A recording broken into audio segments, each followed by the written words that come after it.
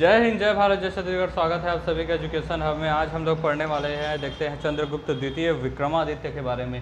चंद्रगुप्त द्वितीय जिन्हें विक्रमादित्य की उपाधि धारण की है, वे जो थे वे समुद्रगुप्त के पुत्र थे। ठीक है, समुद्रगुप्त के दो पुत्र हुए थे, एक थे रामगुप्त और दूसरे थे चंद्रगुप्त द्वितीय। ठीक है, चंद्रगुप्त प्रथम जो कि संस्थापक हुए थे इस वंश के, गुप्त वंश के, और ये चंद्रगुप्त द्वितीय हुए। ठीक है, यानी कि उनके पोते हुए। चंद्रगुप्त द्वितीय के जो बड़े भाई थे रामगुप्त, ये सिंहासन पर बैठे समुद्रगुप्त के बाद, समुद्रगुप्त के बड़े बेटे होने के नाते, लेकिन वो एक अयोग्य शासक थे और एक नंबर के कायर शासक थे। उनकी पत्नी का नाम था ध्रुव स्वामी या फिर ध्रुव देवी, या फिर जिन्हें केवल और केवल देवी के नाम से भी जाना जाता है। ये जो देवी थी, उन देवी को जब शक के साथ जो है रामगुप्त युद्ध कर रहे थे तो युद्ध में परास्त हो गए और उनकी पत्नी को शक जो है वो उठाकर ले गए। और ऐसा मतलब निंदनीय कार्य रामगुप्त ने किया, इसके लिए इतिहास उन्हें एक कायर शासक के रूप में भी जानता है। ठीक है, लेकिन जो चंद्रगुप्त द्वितीय थे ये काफ़ी बहादुर थे। जब उन्हें इस बात का पता चला कि रामगुप्त की पत्नी ध्रुव स्वामिनी को शकों ने उठाकर ले गया है अपने साथ और युद्ध में हरा दिया है और कायर रामगुप्त कुछ न कर सका, तो चंद्रगुप्त मौर्य जो है वो गए शकों पे, जो उस समय सम्राट थे, उनका सर्वनाश कर दिया और ध्रुव स्वामिनी को मतलब सुरक्षित लेकर आया। ठीक है, तो इससे जो है इनके मन में शकों के प्रति काफ़ी मतलब दुर्भावना और मतलब ये आ गया कि मतलब शकों को मतलब जिंदा नहीं छोड़ना है, मतलब ख़त्म ही कर देना है, भारत से बाहर उन्हें खदेड़ देना है। और इसलिए इन्होंने फिर जितने भी शक थे उन्हें भारत से बाहर खदेड़ दिया और शक विजेता की उपाधि धारण की। ठीक है, शकों को भारत से बाहर खदेड़ने के कारण शक विजेता की उपाधि धारण की और शकों को मतलब पराजित करने के कारण इन्होंने विक्रमादित्य की उपाधि धारण की। विक्रमादित्य, विक्रम वेताल। ठीक है, विक्रमादित्य जो है शकों का अंत करके ये विक्रमादित्य की उपाधि धारण की, या फिर शक विजेता भी इन्हें कहा जाता है। ठीक है, इनका अगला और जो नाम है वो बहुत सारे नाम हैं इनका। विक्रमादित्य हो गया, देवगुप्त हो गया, शक विजेता हो गया। ठीक है, सिंह विक्रम के नाम से भी इन्हें जाना जाता है, बहुत सारे नाम है। परम भागवत के नाम से इन्हें जाना जाता है। परम भागवत की उपाधि इन्होंने इसलिए धारण की क्योंकि ये भागवत धर्म को मानते थे। ठीक है, विक्रमादित्य का अर्थ जो है हर जगह हमने देख लिया, विक्रमादित्य विक्रमादित्य। विक्रमादित्य का अर्थ होता है शूरवीर। विक्रम और आदित्य से मिलकर यह बनाया, संधि विच्छेद करें तो विक्रम का जो अर्थ होता है, विक्रम यानी कि होता है वीर बहादुर। ठीक है, और आदित्य मतलब होता है सूर्य। ठीक है, बहादुर सूर्य मतलब विक्रम यानी बहादुरों में सूर्य के समान। ठीक है, इसलिए सूरवीर। ठीक है, विक्रमादित्य का अर्थ सूरवीर। इतिहास में वैसे तो बहुत सारे हुए हैं विक्रमादित्य का उपाधि धारण करने वाले, अंतिम जो थे वो हेमु विक्रमादित्य थे। कुल इतिहास में 14 लोगों ने विक्रमादित्य की उपाधि धारण की थी। ठीक है, इस समय जो है व्याघ्र शैली के सिक्के चलाए जाते थे। सिक्के कैसे चलते थे? व्याघ्र शैली के सिक्के चलते थे, चांदी के सिक्के चलते थे इस समय। ठीक है, गुप्त शासकों में, गुप्त के समय में चांदी, सोना, तांबे हर प्रकार के सिक्के चलाए गए हैं। ठीक है, लेकिन ये जो चंद्रगुप्त द्वितीय थे विक्रमादित्य, उनके शासनकाल में चांदी के सिक्के चलाए जा रहे थे।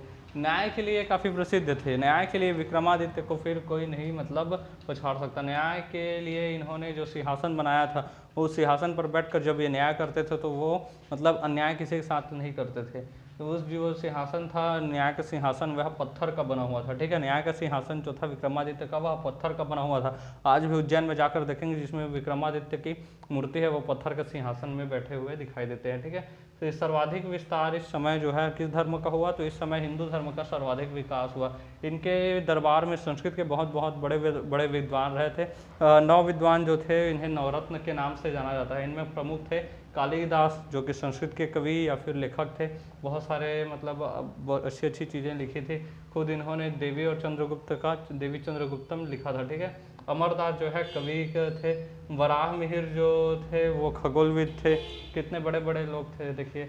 धन्वंतरी आयुर्वेदाचार्य उस समय में मतलब ईसा मसीह के जन्म के टाइम पर, और आज जाकर साइंस इतना डेवलप हुआ है अभी 100 साल 200 सालों में, और हमारे यहाँ इतने पहले से ही बहुत सारी चीज़ें थी। वो तो विदेशी आक्रांता विदेशी आक्रमण जो इतने सारे हुए, ईसाई आक्रांता और मुस्लिम आक्रांता इतने सारे आए कि हमारा जो ये सब था ना गौरव हमारा, वह जो काफ़ी लंबे समय के लिए दब गया था। लेकिन इससे पहले कितना हमारा समृद्ध इतिहास रहा है।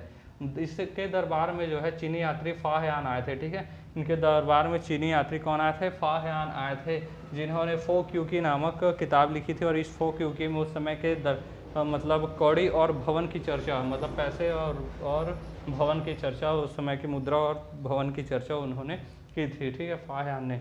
देखिए चंद्रगुप्त द्वितीय जो थे उन्होंने ध्रुव स्वामिनी यानी कि देवी को जब शकों ने ले गए थे, तो उसके बाद जब इन्होंने इस ध्रुव स्वामिनी को मुक्ति दी, तो मतलब शकों से मतलब मुक्ति करा कर लेकर आए, तो इन्होंने रामगुप्त को मतलब उनको मतलब षड्यंत्र के माध्यम से ध्रुव स्वामिनी और चंद्रगुप्त द्वितीय ने उनका मर्डर कर दिया था, ठीक है, हत्या कर दिया था। और हत्या करने के पश्चात फिर इन्होंने चंद्रगुप्त ने ध्रुव स्वामिनी या फिर देवी जो थी ध्रुव देवी, उन्हीं से विवाह कर लिया, ठीक है, भौजिये से विवाह कर ली है, ठीक है। तो ऐसा बहुत बार होता भी है, ठीक है, आजकल। लेकिन इन्होंने जो किया वो सही था। जो कायर थे उनके लिए मतलब ये सब चीज़ें नहीं होती है। जैसे आप लोग बेरोजगार हैं अभी और किसी के पास चले जाएंगे, अपने प्यार मोहब्बत की इजहार करेंगे, थोड़ी ना होगा। इसके लिए आप में मतलब काबिलियत होनी चाहिए। तो पहले नौकरी पाइए, उसके बाद फिर जो सब करना है वो सब करते रहिए, फिर उसके बाद ज़रूरत ही नहीं पड़ती, ईजिली अपने आप मिल जाता है, ठीक है, लाइन लग जाती है। अभी बहुत सारे पोस्ट निकल रहे हैं छत्तीसगढ़ में, तो उन सब की तैयारियां आप लोग कर सकते हैं इतिहास के लिए। तो फिर अभी चल ही रहा है, ठीक है। देखिए इसके बाद अगला शासक जो थे चंद्रगुप्त के बाद, उसके बाद बने थे कुमारगुप्त। कुमारगुप्त जो थे महायान शाखा के ये मानने वाले थे, और महायान शाखा के लिए इन्होंने नालंदा विश्वविद्यालय बनाया था, ठीक है, नालंदा विश्वविद्यालय जो कि बिहार में है। इसे महायान का ऑक्सफोर्ड कहा जाता है। महायान का ऑक्सफोर्ड किसे कहा जाता है? नालंदा विश्वविद्यालय को कहा जाता है। राजा तक्ष ने जो है तक्षशिला बनवाया था, जो कि पहला विश्वविद्यालय था, जो कि आज के वर्तमान के रावलपिंडी जो कि पाकिस्तान में स्थित है वहाँ पर स्थित है, ठीक है। लेकिन ये नालंदा जो विश्वविद्यालय है यह हॉस्टल सुविधा देने वाली पहली विश्वविद्यालय थी, ठीक है। तक्षशिला पहली विश्वविद्यालय और हॉस्टल सुविधा देने वाली पहली विश्वविद्यालय नालंदा विश्वविद्यालय।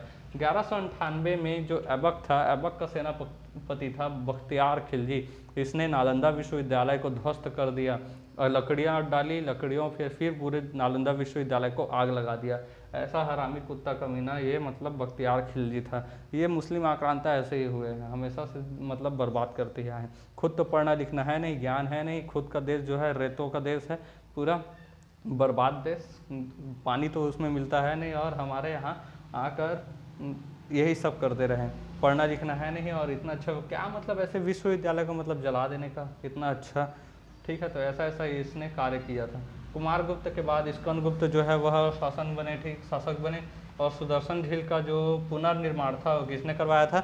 स्कंदगुप्त ने सुदर्शन झील का पुनर्निर्माण इन्होंने भी कराया था, ठीक है।